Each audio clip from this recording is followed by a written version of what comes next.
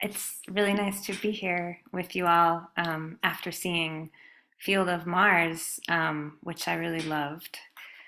I think that it would be great if we started by introducing ourselves, and if you could say who you are and what you did on the show Field of Mars. And also, if you don't mind, I would like to ask you to say like what other job or jobs you do when you're not working with New York City Players.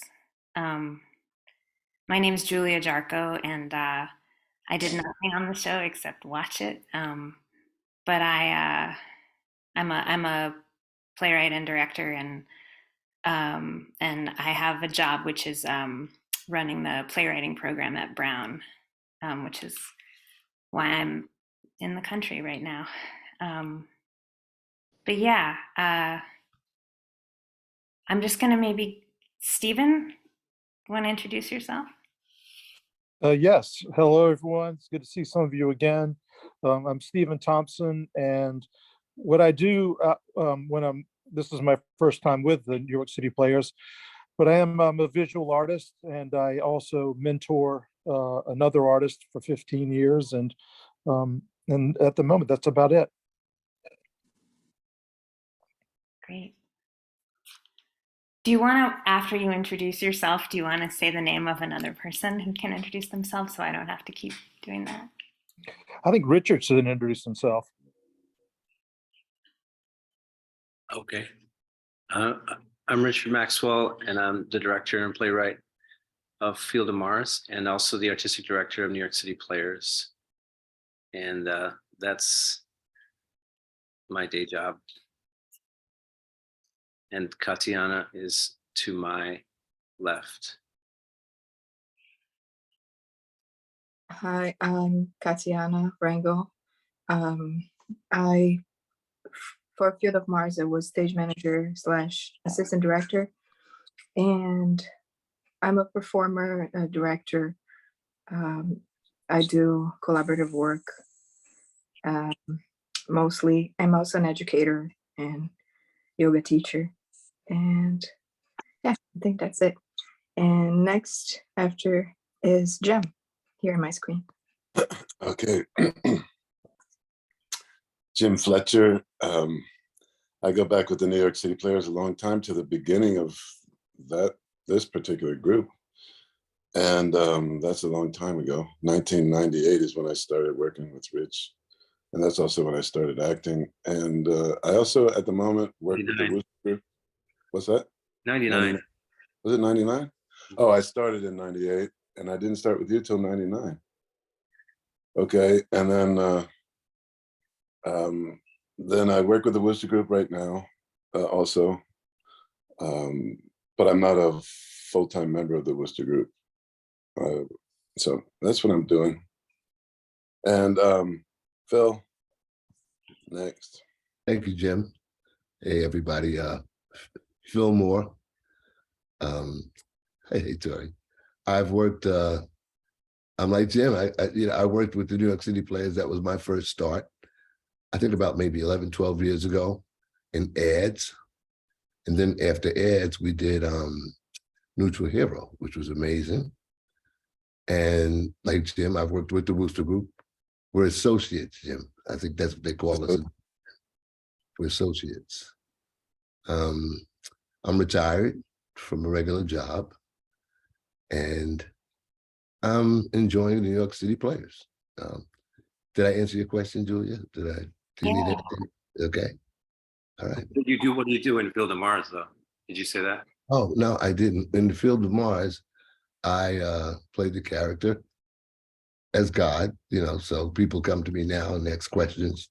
And then also the manager in Applebee's. So and they ask you questions, I'm sure, about that too. yeah, but and I'll stop. But while we were up in in Beacon, Lakwa and I went to Applebee's twice, and it was delicious. To let you know, that's what we were doing in the evening. Go ahead, Tori. Okay. Wait, but can I ask, what'd you get at Applebee's? You know what? I had the Bourbon Street chicken and shrimp with garlic mashed potatoes. And then they give you like a long piece of bread.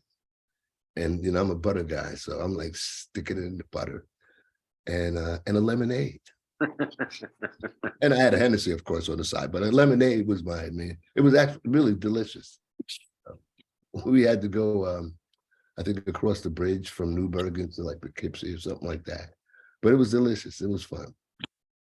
That's when you guys were working, you had a residency up there. Right. It was there. So we wanted to really feel Applebee's so we could really play Applebee's. Applebee's residency. Exactly. Thank Yeah. And then there's Tori. Hi, Tori. Next. Hi, I'm Tori Vasquez. Yes, I played that lady in the show. That lady who narrated stuff, and also, I guess, a version of myself, though it's not really me. And I teach in the New York City public school system. I teach ESL and drama and English full time. Yeah. Thanks. Thank you guys. Yeah, I wanted to ask about this because well, I also just wanted to hear you all talk about what you do, but it feels to me like one of the questions that this piece raises has to do with like the relationship between art or beauty and like an everyday life, or the kinds of uh, thicknesses or difficulties that come up in the course of just living. There's a line which I like wrote down on a napkin when I was watching the show, and so it's probably a misquote, so I hope you forgive me. But there's a character says, I think this is right. Yeah, correct me if I'm wrong. I don't have the energy to experiment. The only thing I have time for is my life.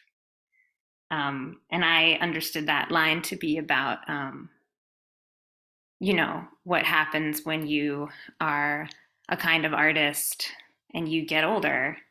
And, so many of you have been working together for such a long time. Something that I wanted to ask everyone, I guess, is like, how has your relationship to the work that you're making, and how has the work and what you want to get out of it changed over this long haul? I guess maybe Rich, I'll ask you first, but I would also love other people to speak to that. Sorry.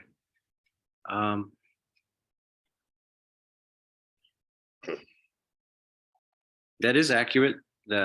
What you said, the line, and I guess I think having kids was a big shift and changed the work a lot for me.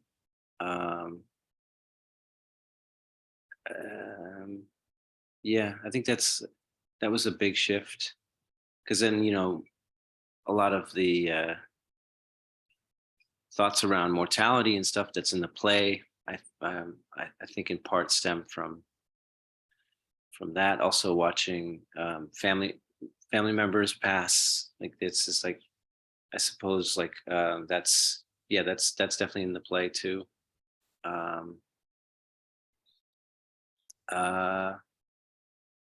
Yeah, it's a big question. It's a good question. I just I don't know. Maybe someone else wants to go, because I sometimes it takes me a while to think of stuff. But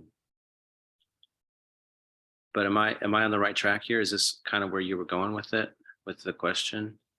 Yeah, sure. I mean, I don't know. I don't think I have too much of an agenda. I just, I was really struck by it. It felt really true to me, or some version of it feels true to me. Like that, I mean, this idea that I feel like for me, my own work, the older I get and now with a kid and the sort of less energy I have, there's both a kind of like impatience and a sense of like, for me to do the work at all, it has to be just like layered much closely onto my own immediate experience. It's almost like I don't have the energy to like reach around, Yeah. like find something further outside myself. And I was just curious, like that's one observation about a way that work could change. But the play is also has, I think, this really like retrospective quality. It's like you're trying to look at the big picture or the long haul.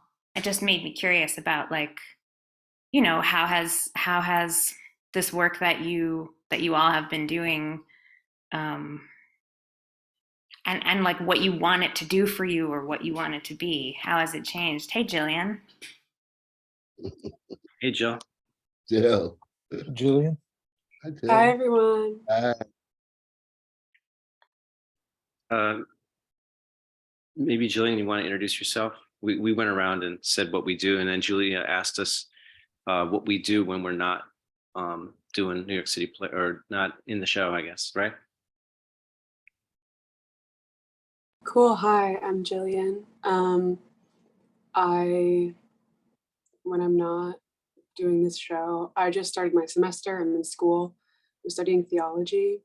I'm a craniosacral-therapist, do bodywork stuff, and I have a dance background. I'm a choreographer as my main thing. Yeah. Oh, and also what you do in Field of Mars. Oh, cool. What do I do in Field of Mars? I'm number 6, so that's me. I'm a performer. I remember when in 2007, right after Dolores was born, making this play Ode to the Man Who Kneels, and Jim was there, Tori was there, and yeah, so Dolores was like, yeah, she was a month old, 2 months old. I remember writing during her naps. I remember that was like, just had to like, okay, I got to bang out a song. It had music in it. I was like, okay, it's got to be a song. And so what you're talking about, Julia, just triggered that memory for me. And then, that's a tough period. But, right, Tori? I don't know what you would maybe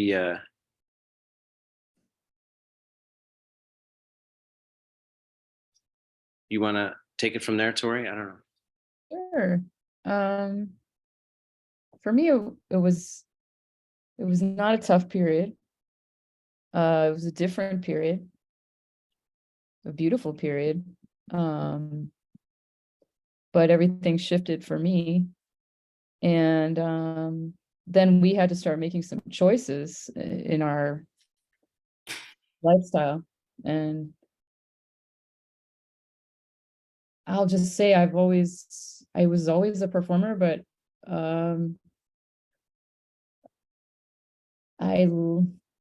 things started to shift, and it was not important to me anymore, as important as other things. And I lost the desire to do it. And I didn't really know I was doing it anymore. So I was like, okay, it wasn't really it was a slow separation, but it wasn't I guess it was probably difficult for a little bit until I really figured out that that's what was really going on. I think for a while I was like, oh no, you really want this. And I actually really didn't. So yeah, and then we had to split up our time and support each other. And I always really loved what Rich did, and I saw he really needed to do it, and I saw I didn't really need to do it. So I didn't really want to do it, to be honest. So that's where I shifted, and I got my creativity out with working with my students and helping them. That was more important. That became more important to me. So then coming back to this, it's kind of funny, and I'll just be brief. You know, it's just a new relationship that I'm negotiating.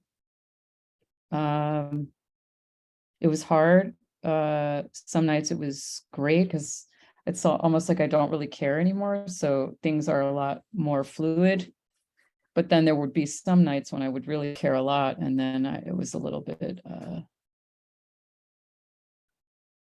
you know, it was a little agonizing in a way. I had to work through some stuff, but that's just my journey and what I perceive our family's journey has been, or my side of it. So that's just, sorry, I hope that wasn't too personal, but there you go. Bye. That's great. I mean, I think in different ways, it seems like a lot of us maybe had some version of an experience of like having to, or just anyway, leaving the theater and then coming back to the theater, you know, even if just because of the pandemic, but probably always also for other reasons. And I think, you know, especially if you have another job, if you have a family, you're always kind of leaving and then having to come back. So I guess I'm interested in what it's like to come back, um,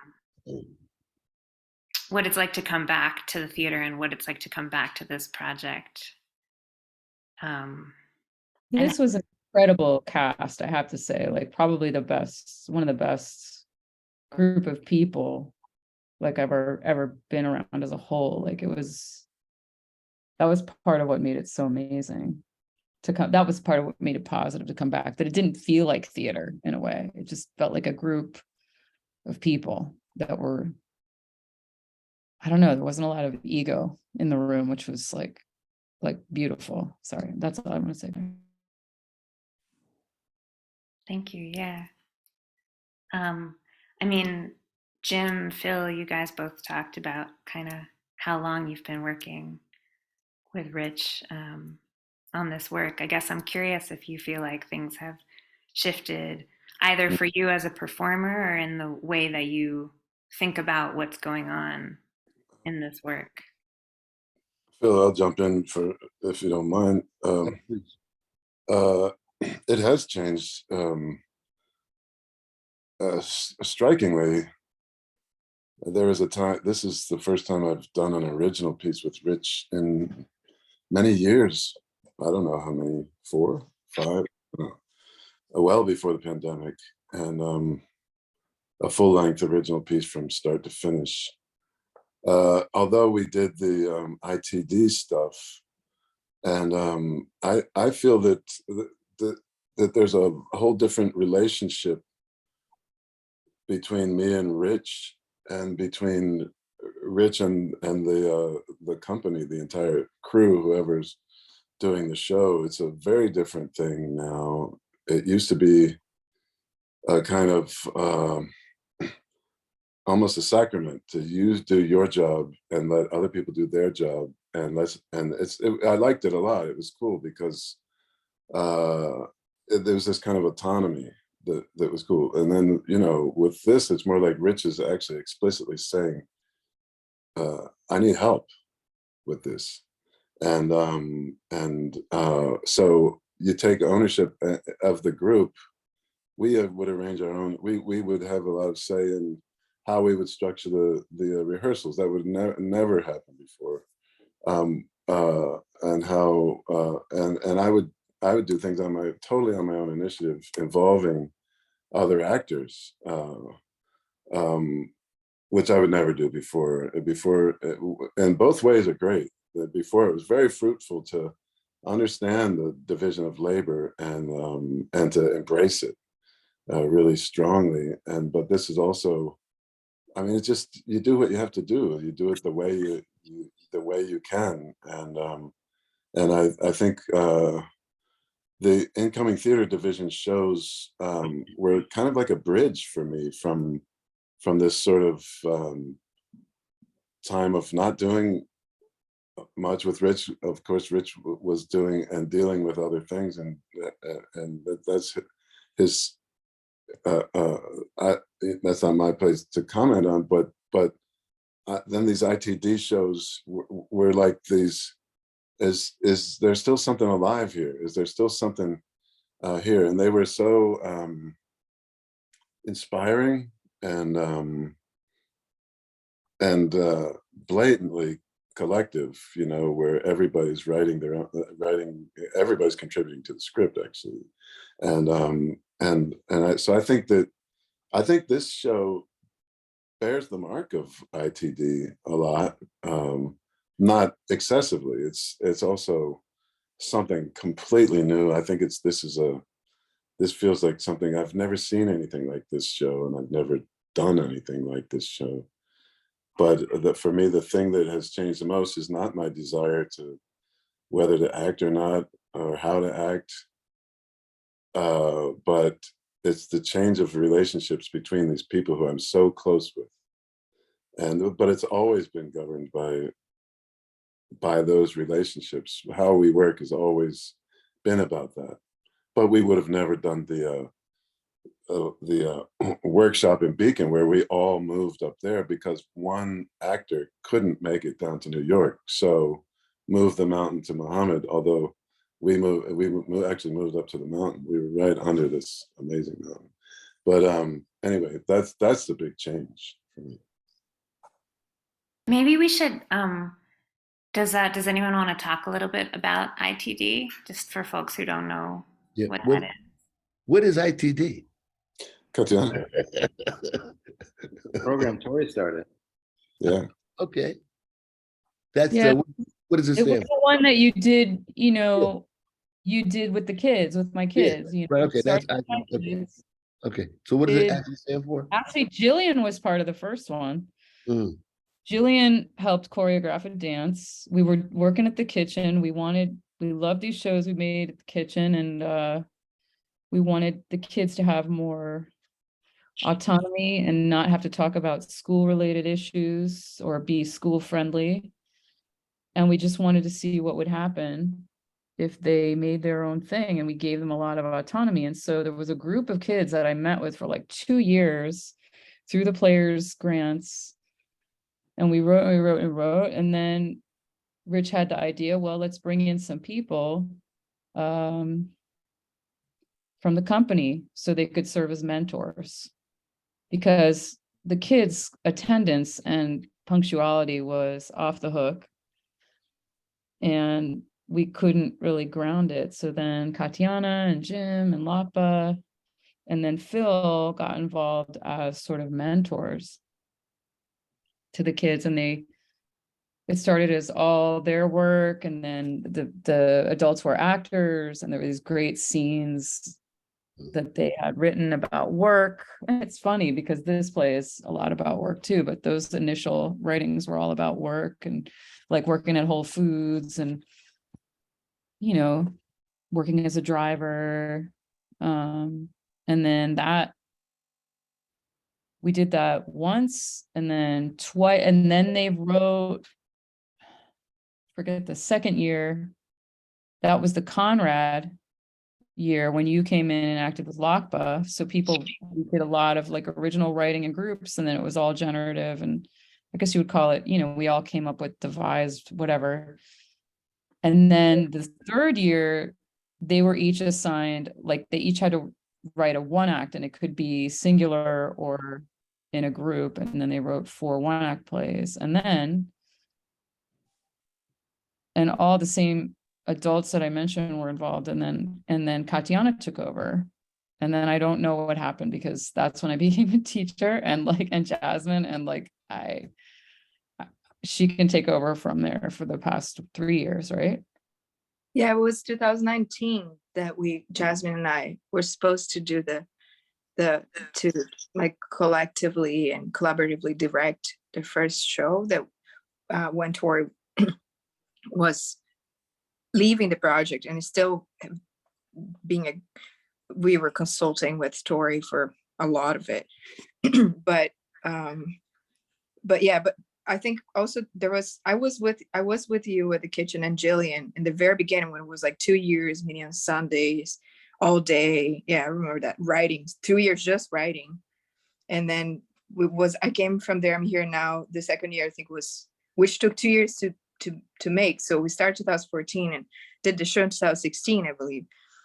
Then 2017 was the second wedding, if you ask me, blessing with Jackman or something like that. And the other one was the Conrad when I was in Seattle and Jasmine was in Italy. Then we came back at the same time, and was the four stories also. And then when we came back, Rich offered if Jasmine and I wanted to take over, and you know, he and Tori were also participating, and Tori more as a resource for us. But then the pandemic hit, and we decided we didn't want to do a Zoom show.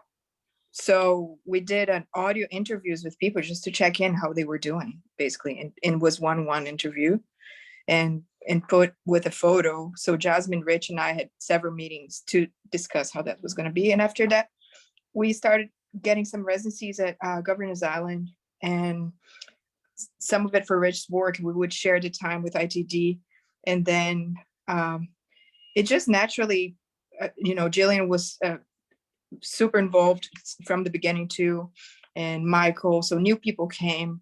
The very beginning was mostly immigrant people, and I remember Tori asking me, because it was English second language, was a lot for the kids to also learn English, and I'm English second language or English new language, and then that changed a little bit. And because after the pandemic, a lot of those students that were already adults left New York. You know, one went to the army, the other one. So that changed a lot.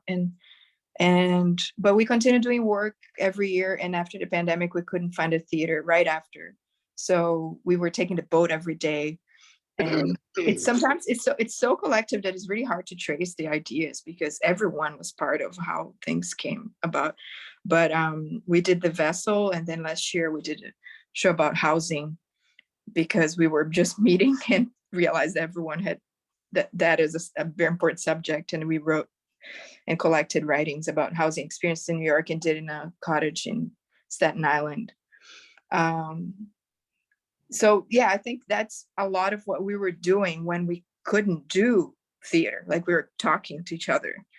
And just answering your other question, Julia, for me, starting to practice meditation, which actually came from Bob Feldman, that is a dear friend of everyone here, I believe, he passed away in 2018, and he introduced me to that practice and really changed the way I view things, because it's kind of a constant checking with the motivation why you're doing that, and, you know, holding yourself to keep yourself honest with why you're doing what you're doing, and to who and where, with, you know, with people. And I think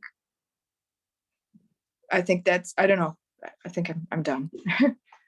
I need to think more now, but that's it for now.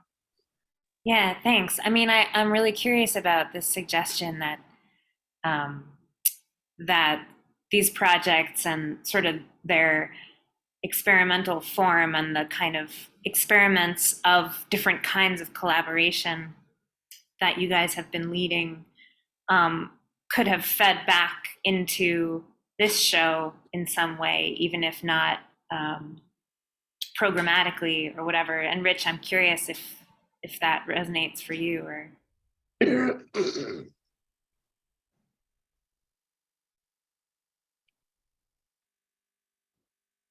Can you repeat the question? Yeah, I mean, I think Jim said, that it seemed like the kind of the ways in which you guys were working together on this show seemed to have, I mean, if I understood correctly, seemed to have been maybe informed or inspired in some way by some of the ITD projects. And I was curious what you thought about that. I hadn't really, I suppose, like Jim says, it wasn't excessive, but I was listening to the stories that people were telling about ITD, and I think it is there. I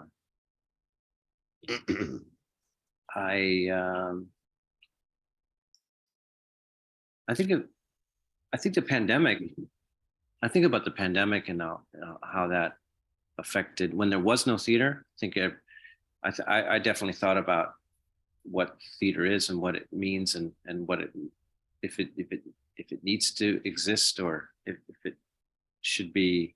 It felt like it was already, I don't know, differing accounts, I guess, but to me it felt like it was losing vitality before the pandemic. The pandemic hit, and I started to question whether I wanted to do this anymore. And as Jim knows, it's like that's something that was always on the table from day one. It's like you should always have it on as an option to walk away from it. It's like as a real thing. It's a real possibility in it because it just needs to be there. That's my feeling. And I think there were days when or moments when I felt like I was walking away. And I think that when it came time to do this show, I felt like, and I told these guys that I just want people close to me. I just want to work with people that I care about in this show, and that to me shaped the show more than anything. Was just that desire. Yeah. Yeah. I mean, I think I felt that watching the show. Also, that there was a kind of enjoyment or trust between the players. Mhm. That was really beautiful to see. But Phil, I asked you that question before, and then didn't give you a chance to talk. But I'm curious to hear how you feel like the company's work has changed since you first got involved, or your what it's like to do it. Yeah. Well, to be honest with you, I had such a, I guess, weird idea about theater in the beginning.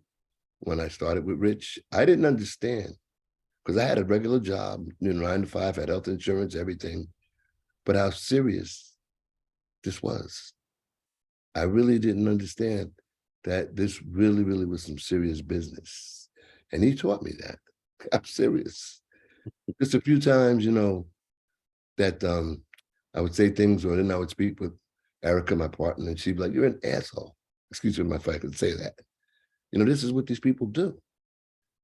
So it's been great. And this time around, it's fabulous. I mean, Jim, if I could say in the beginning, would meet me at Grand Central Station when I did the first show, and he would come during lunch, my lunch hour, and he would come, and this is like 10 years ago, and we'd sit in the corner, just like they said that they would send the messages in Grand Central Station, you'd say something and you could, sneak out or whatever. But he would sit with me and Rich said, "You got to learn your lines, man."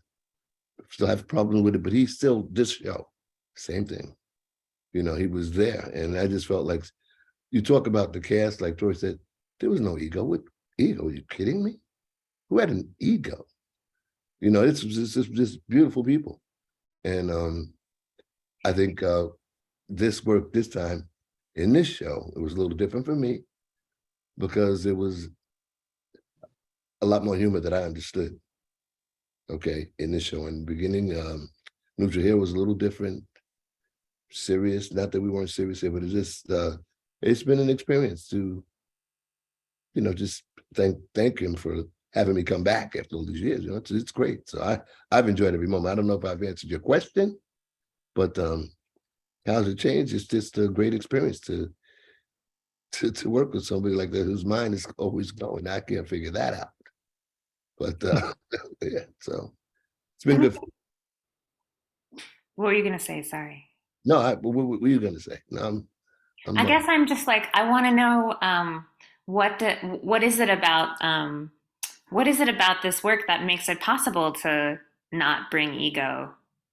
Um, what do you guys think? I mean, I don't think that's possible in every theater project or in most theater projects. So I'm just curious, like what makes that possible here? Obviously, part of it is that a big part of it is that you're working with people you trust, it's and just that Can I you make love. let's make a distinction though. I think maybe we should distinguish ego from attitude because I think maybe they can get confused, you know. I don't know. You I want don't ego, you want huh? ego, but not attitude.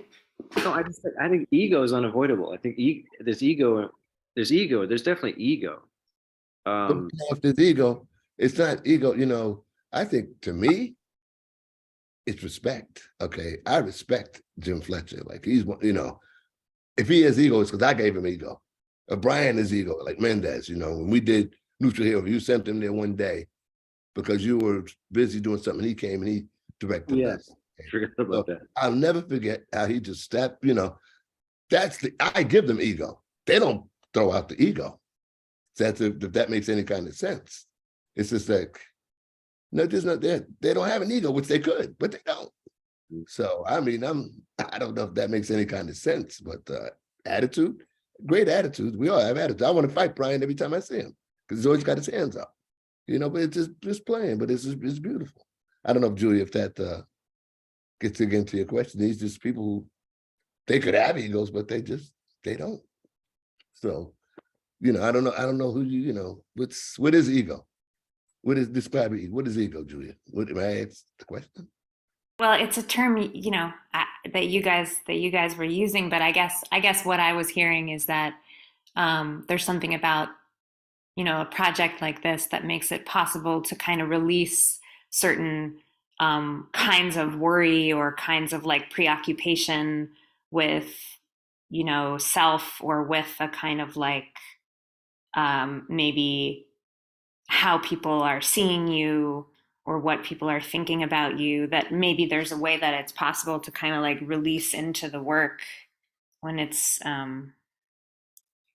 constructed this way that isn't always possible. And I guess that's what I was curious about. This, I I would don't say know. something, sorry, go ahead, Phil. No, I'm just go. You go. It's okay. I Oh, said enough. I was just going to mention the trust that was in the group. And I think that about ego or pride or the need of anything from outside, or the motivation, as I mentioned before, that's the journey, and it's individual, and you can see through the work, and sometimes can see more than others, but I think it happens, and it's okay if it happens someday more comfortable, someday less, some days with more need of some reassurance of some sort. But I felt the trust of the group, like with each other, like we had each other's back, and everything was so the writing was so without like stripped down to things that is just like there was no space for things that didn't really matter, I think. Mm-hmm. Yeah. Um, yeah, right. That's my experience. Um, and kind of like nowhere to hide in the writing too, in some way, maybe. Yeah, definitely. I I guess I want to also ask, Stephen, Jillian, you both talked a little about, your artistic practices in visual art and dance.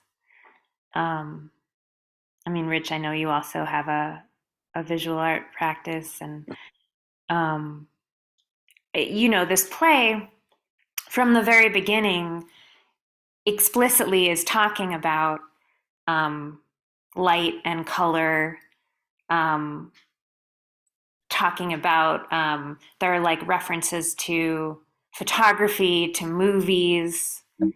Um, and I guess I'm curious, there's also, of course, this whole scene that's this kind of um, really long discussion of music.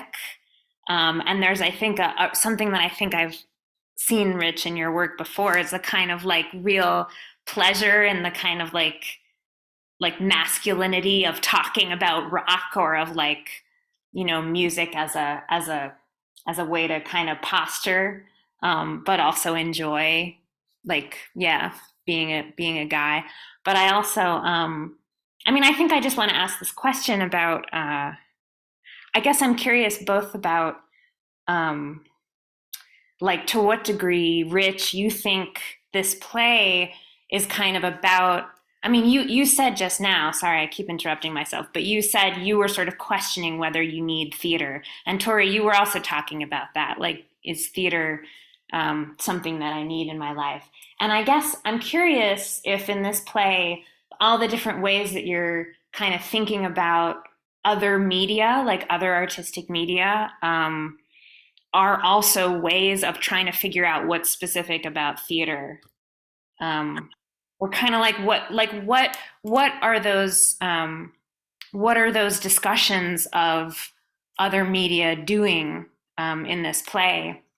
And that's also for me a question, you know, for Stephen, for Jillian, like how does your work, how did your work in other media like inform what you did in this play, or what it was like to be in this play? I know that's a lot of questions, but I'm curious if anything. Well, in my case, I find that in the making of a work of art, that there is a breaking down of the ego. Oftentimes, I find myself with my head in my hands, wondering why I've never devoted myself to something that was impossible, you know, or something that seems impossible. But there's always a with patience and with uh, resiliency, you find yourself in a situation where you disappear. Um, you know, maybe that's a little esoteric, but in the making of a work of art, I find that the best things happen when I've almost vanished. And I feel like the same things happened to me in playing this role, which was, you know, a fairly brief role, but I played Hoss. I didn't mention that earlier. Um, uh, I guess that's the name. Um, and I found that to be kind of psychologically violent in a way, but to me personally, because not having ever done it before, I didn't know how to get to that place, and I had this sense that it was a place that I could not reach, you know. But with the assistance of with Richard, of course, but also Jim, and the advice of Jillian and Phil and Tori's, you know, encouragement and Katiana's patience and things, I began to feel more in tune with that state of mind that I achieve at the best of times in painting, where I do disappear, I do have trust, and there's a sense of a of a presence beyond myself. I'm not sure that I achieved that as an actor, of course, but I feel like I achieved it in terms of my psychological and emotional reaction to be a part of it.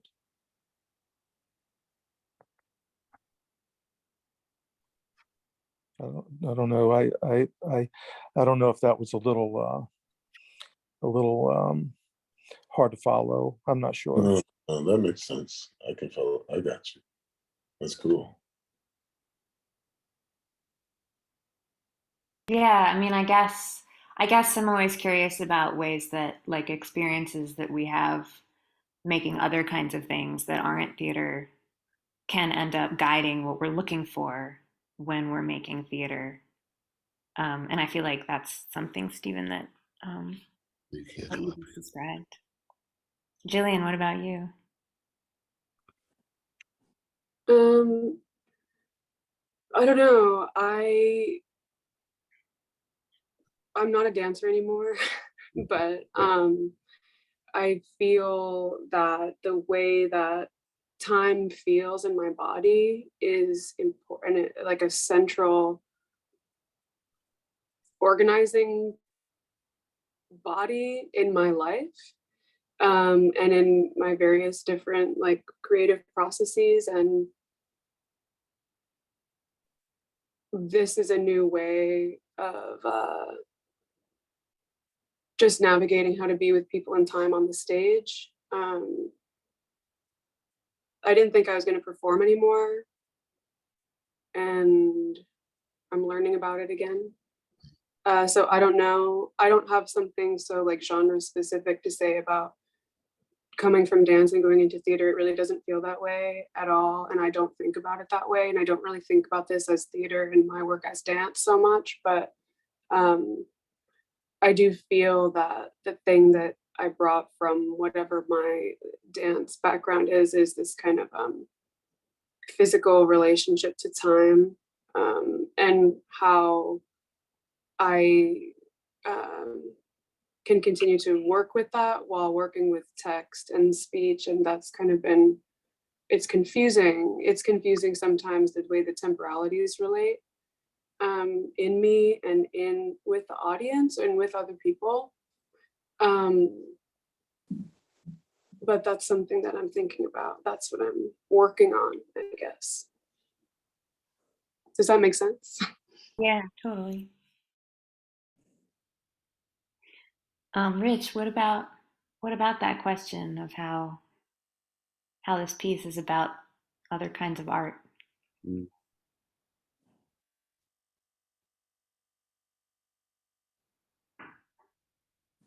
My brother plays in a band in northeastern Minnesota,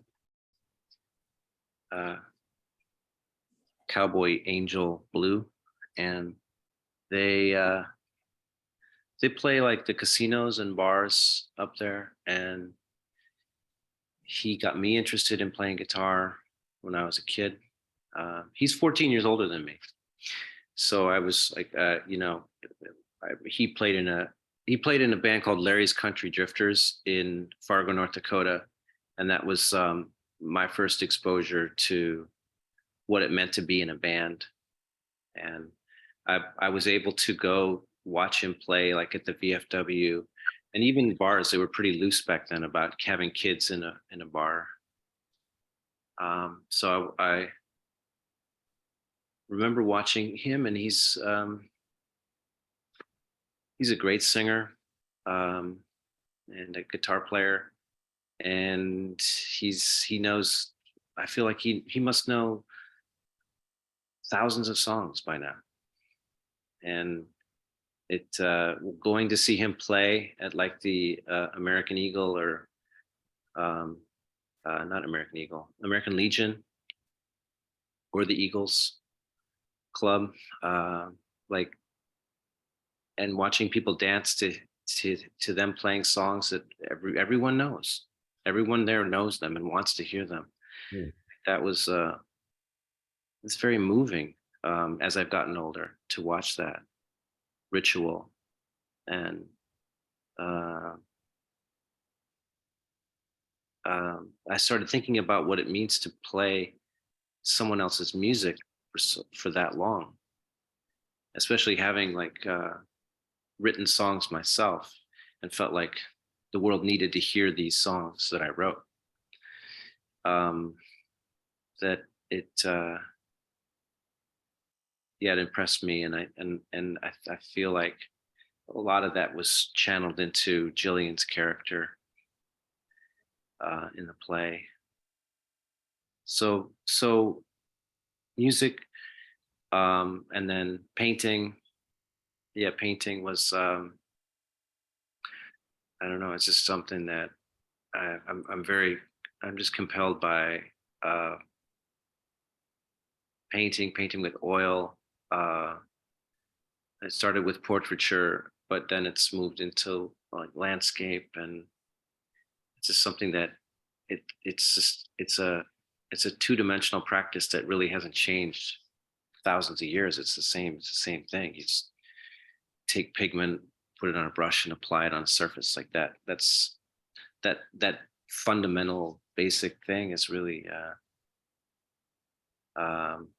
it's captivated my attention, and I'm having a good time learning about it, and I feel like it's fortified the writing in a way to and during the pandemic it really took over as a practice, and I was happy to have it as an outlet, um, and it also put some distance on the on the on thinking about what could happen on stage in terms of color and light.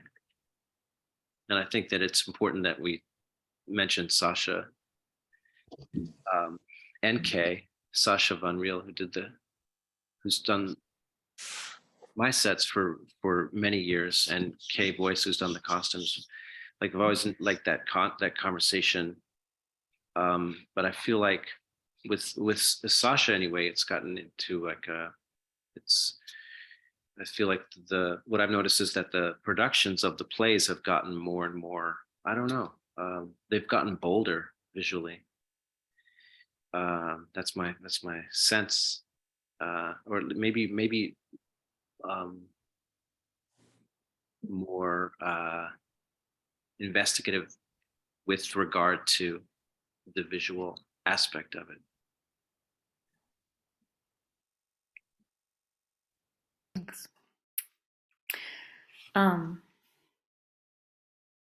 Yeah, I think that, I don't want to keep you guys longer because it's late, and you've been working really hard. But I guess maybe one question to close with, which, might be a total dud, but I'm curious, like was there anything on this show that you think you really, like you've never done before? I mean, Stephen, you spoke about Oh my this God, pretty it was direct. it's impossibly new to me. It Yeah. was fascinating also. But like for those of you who have been doing this a while, I'm curious if there was something that happened on this show in performing and writing, that really felt like it hadn't happened for you before. Uh, I'm just speaking off the top of my head. There are a lot of things because, like I said, this show is very unrecognizable to me. I haven't seen anything like it, much less been in anything like it. But a specific thing is the script of the Applebee's part. It was hard to make sense of that script when it was on paper.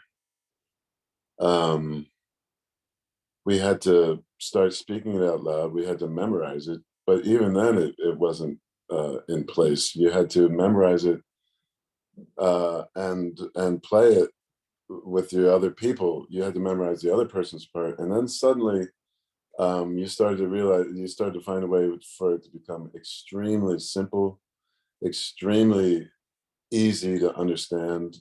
But it's really weird to see a script like that doesn't jump off the page into sense. And one of the things that we had to do to make it make sense, we didn't have to make it make sense, but to find it, is to overlap. And I know a lot of scripts use overlap, but this didn't have the overlap specified. We just said, let's just overlap it, and you start to find out where, but it becomes a very precise thing. It takes a ton more work, and you have to practice it every day with the other person. So musical, and but when you have it, it's becomes so simple. So this is something that I haven't seen so much before. Is something that to see something that sort of wanted to become simple. I mean, I guess it was simple because it was there when Rich brought us the script. Although there were a lot of changes, but finally the whole play became something so stark simple after all that work.